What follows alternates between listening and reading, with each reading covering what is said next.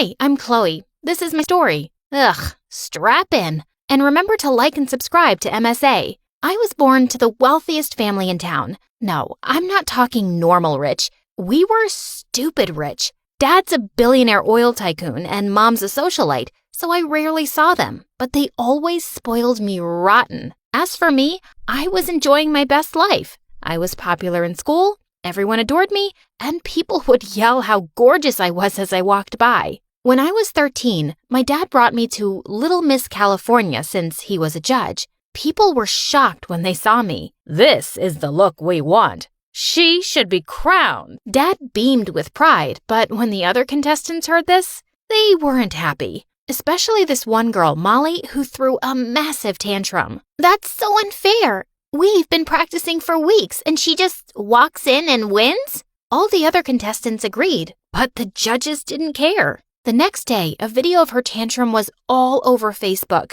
It's bad enough she felt I'd stolen her crown, but now she had an army of bullies after her. I felt horrible. Desperate to fix it, I begged Dad to redo the contest and sponsor a scholarship for the top 3 winners. The girls were ecstatic and Dad loved the positive press. Molly won and I was so happy for her. She visited me and brought me a huge bouquet of flowers. I just want to say thanks. I see why they chose you. You're gorgeous, but I worked my butt off to win that competition. Sometimes being rich has its perks. Besides, don't talk like that. You are just as pretty. Stick with me, kid. You're insane, but I like you. I like you too. Let's be besties. Deal? Deal. From that day, we became inseparable and did everything together. Although Molly and I were total opposites, we got along super well. She was the serious nerd to my carefree self. Some might say I was spoiled, which is true, but it never bothered Molly one bit. I wasn't the best student, so she'd always let me copy her homework, and I loved buying her new clothes and books. In the 8th grade, I made Dad enroll Molly with me in a private school. She didn't want to go at first, but there was no way I'd face high school without her, so I didn't give her a choice. One morning in the cafeteria, I was busy copying Molly's homework like always, when suddenly she began freaking out. OMG, he's the boy I told you about. Here comes Jesse. I've been crushing on him for weeks.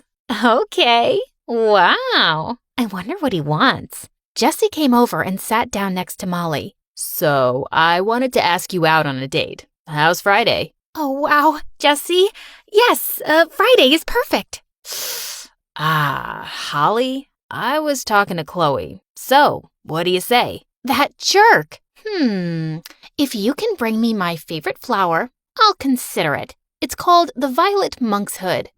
Chloe, that flower only grows... Shh! Jesse is up for a challenge, right? Yeah, of course. I'll get on it right now. Jesse ran off happily, and I felt good about teaching him a lesson. The only way he'd ever get that flower was with a quick trip to the Himalayan mountains.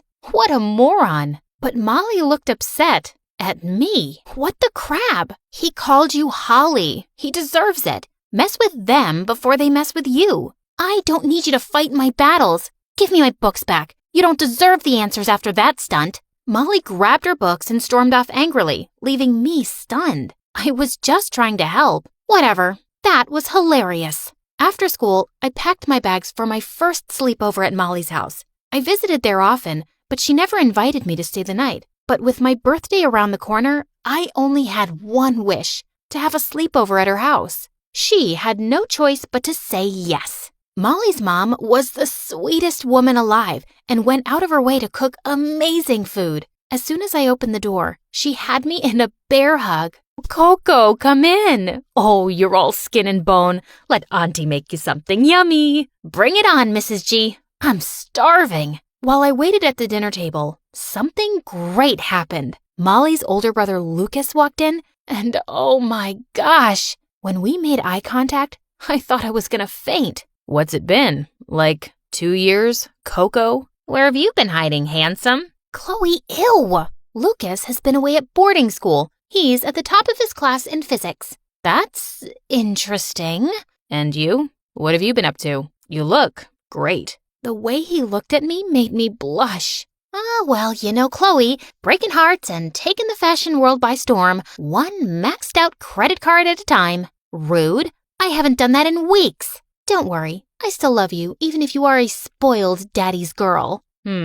I wouldn't expect anything less from Chloe. She's a force not to be messed with. His cheeky smile sent my heart racing. The rest of the night went fine. Molly and I laughed, played games, and did dating quizzes online. But I could tell something was going on with Molly. She seemed different. Molly passed out in a bag of marshmallows, but I was still feeling hungry. So I decided to sneak downstairs for more of Mrs. G's amazing leftovers. As I stuffed my face, I heard someone giggle behind me. You scared me. Hungry, are we? Ahem. You know me. It's even better cold. I was hoping to run into you this weekend. Oh? Yeah, you sure have gotten beautiful. I've kind of had a crush on you for a long time. You're so funny and carefree. I've always liked that about you. Why are you only telling me this now? Because of Molly. She said you're strictly off limits, but I can't hide it anymore. Was he going to kiss me? My stomach did a funny flip and I dropped the food bowl onto the floor.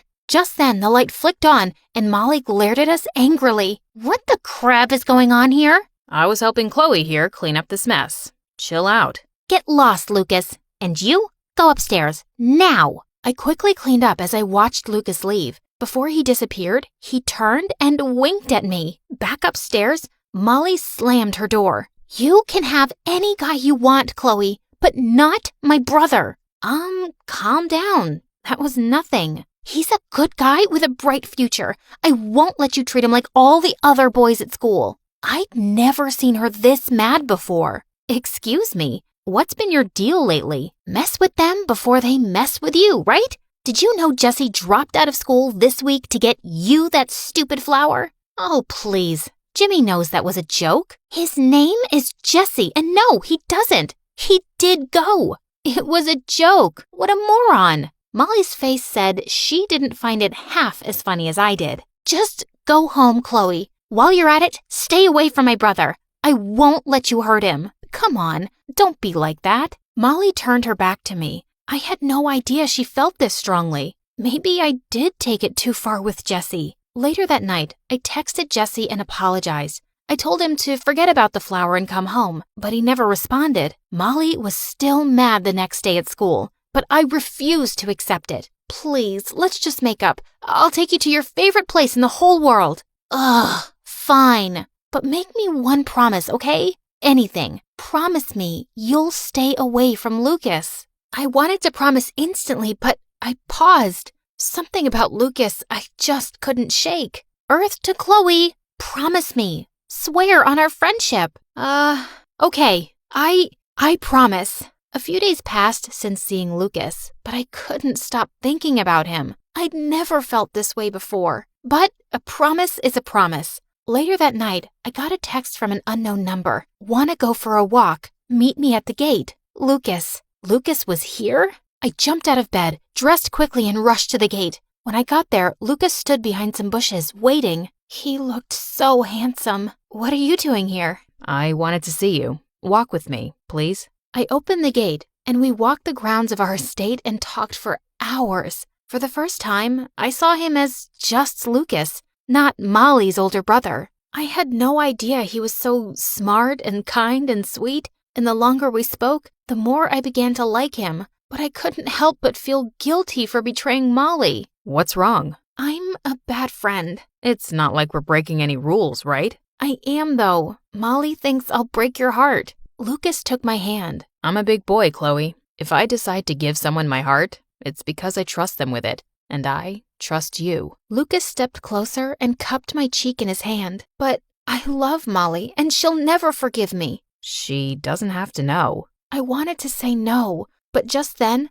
Lucas pulled me in for the most magical kiss. I kissed him back, and it felt so good for a second. But suddenly, I remembered Molly and my promise. Wait, this wasn't right. Lucas, stop. We can't. I'm sorry. Molly's my best friend. Leave me alone, please. I ran home and away from temptation. The next day, I ignored Lucas the entire time. I couldn't be around him anymore. The best way out was to make a move on the first guy I could find, and when I found the perfect one, I walked right up to him. I have a craving for sushi. Want to take me out tonight and get some?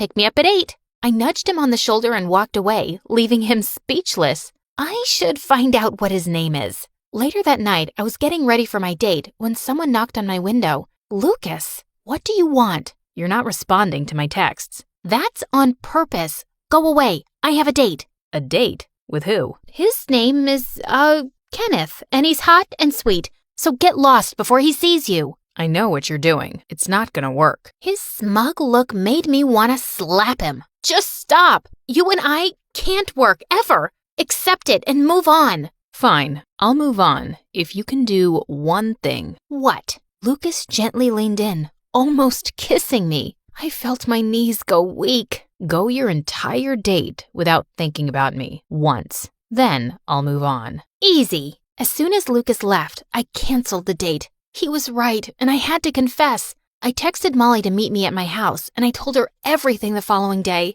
I know you hate me, but I can't keep this from you anymore. I'm so sorry. I can't believe you. I told him to leave me alone. You promised. That's why I'm telling you. I knew it was wrong the second he kissed me, so I stopped him. You still did it, even after I begged you not to. I knew Molly was hurt, but now she was just being mean. Oh, like you're so perfect. You're just as bad as me, except I don't pretend to be this sweet, innocent little victim. Excuse me? You let me send Jesse away because he hurt you. You could have stopped him, but you didn't. That's different. You're the one who sent him to get you a flower from across the world. You're a selfish, rich, spoiled brat. That's never bothered you before. I splurged on you and you never said a word. Suddenly, you have a problem with my money because you didn't get your way? Don't you think that's a bit selfish? I regretted the words instantly, and Molly stormed off in tears before I could apologize. My heart was broken. But if that's how Molly wants to treat me for doing the right thing, then I'll follow my heart. Straight to Lucas. I called him immediately, and within 30 minutes he came to my house. Molly hates me, Lucas. We had an awful fight. She'll calm down. Just give her time. I don't know. Not this time. I said some horrible stuff. Lucas pulled me closer and kissed me softly on the forehead. For the next few weeks, we were inseparable. We did everything together, and I couldn't have been happier. But I missed Molly too.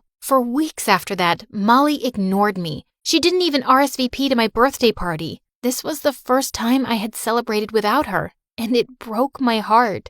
But then, Molly texted me just before my party, and I was thrilled. I skipped the party to meet her near the fountain, but I couldn't find her. Just then, someone walked out of the darkness, and when they finally came closer, it was Jesse?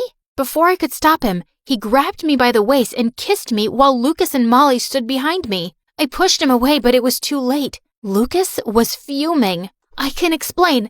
It was Jesse. Save it. Molly was right about you. He stormed off and drove away in his car as Molly turned to me. Finally, Lucas sees the real you. What are you talking about? Do you know that Lucas gave up a huge scholarship to stay with you? Of course not. You only care about yourself, Chloe. That's not true. I love Lucas, but that never mattered to you at all. I fought back tears as Molly looked at me in surprise. Just leave me alone. You ruined everything. For the next few weeks, I ignored both of them. I was done with everything and needed to focus on myself. It was all going well until Molly came to my house one morning in a panic. Lucas, he had an accident. We have to leave, now. We rushed to the hospital, and when we arrived, I was so happy to see Lucas standing in the hallway, unharmed. I'm so glad you're okay. Lucas, Chloe, I'm sorry. I had no idea you were serious. Molly confessed to everything as Lucas looked at her in shock before turning to me.